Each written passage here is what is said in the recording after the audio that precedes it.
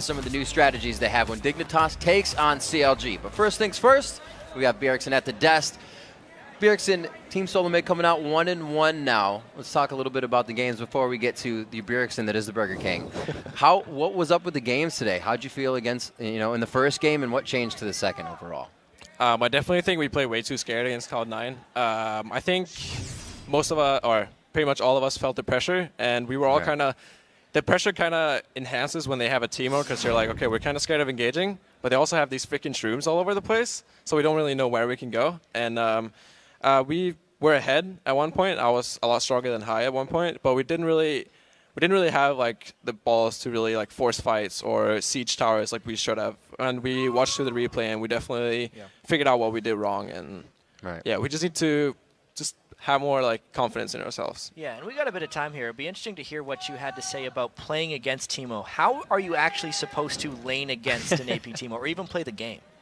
I don't think the lane was too much of a problem. I got sort of ahead. I had a lot of pressure in the lane, but I think that was kind of because I got lucky with my matchup. If you have some other matchups, he can actually be a real pain and poke you down.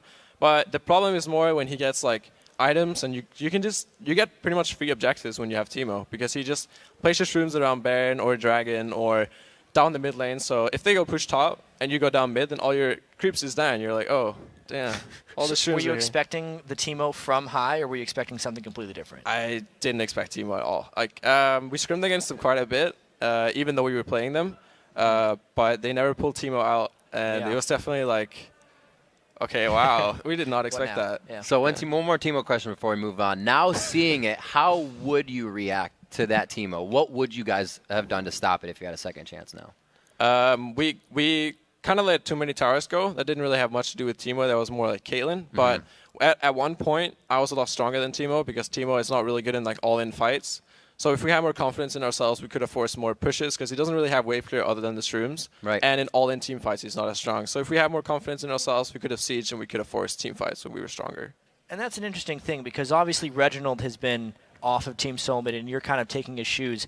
Was he the confidence builder for that team, and how do you actually get that confidence so the next time you get caught off guard, you don't fall behind and let them push you around? I wouldn't say he was the confidence builder, but he was definitely the shot caller and calling when to fight and when to do some things. I think confidence just comes with playing in the LCS. It was our very first game. It was against Cloud9, so it was like all the pressure was on. Very first game against pretty much the best team in NA.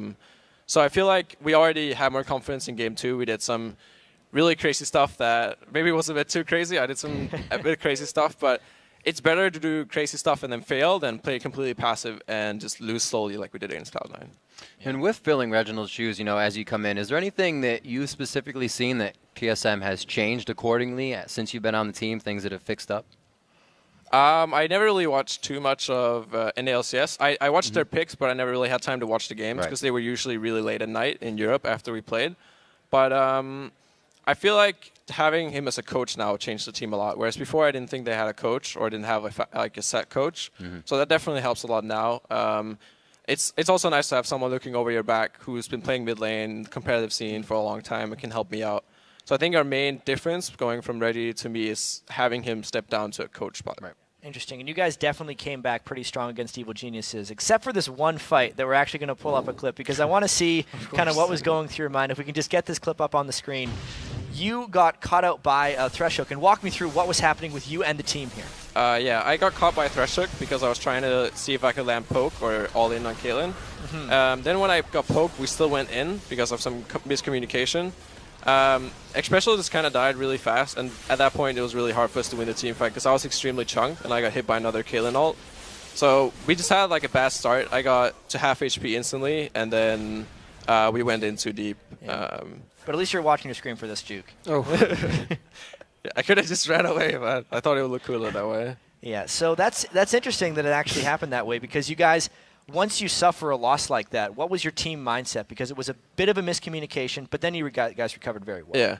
Reggie said backstage, he said, I don't care if you go 0-28, as long as you just man up and you just go ham. So this game we manned up and went ham, and it kind of worked. So. All right, coming in, last question for you, Bjergsen. Thanks for joining us for this bit of time. Knowing that there were so many fans, knowing it was kind of an uproar that you were brought over as kind of an import from EU, how have you handled the hype? Has it kind of gotten under your skin at first, or did you just embrace it right from the get-go?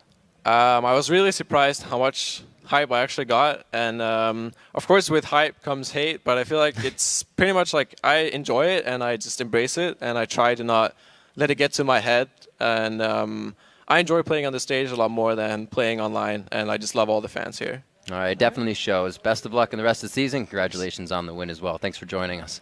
All right, everyone, we're going to throw it across the studio to Freak and Kobe at the caster's desk for our final match, and possibly